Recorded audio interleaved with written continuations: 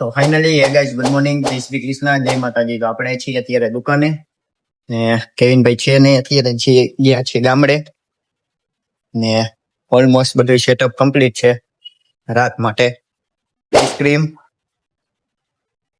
Ice cream બધી complete છે. આમાં બરફ છે ગોળા માટે, આમાં છે કેન્ડી. મેં કીધું આ બોક્સ ક્યાં ભીનું, આ બરફ નું પાણી પડી ભીનું થઈ ગયું બોક્સ.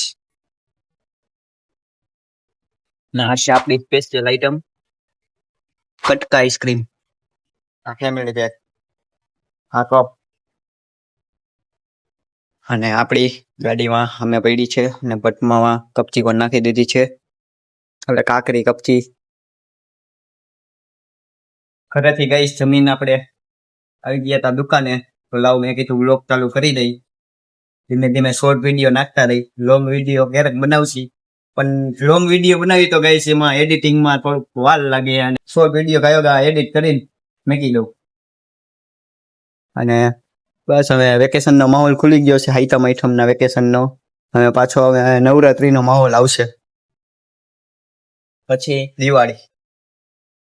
અત્યારે તો ગણેશ ચતુર્થીના દિવસો છે, તો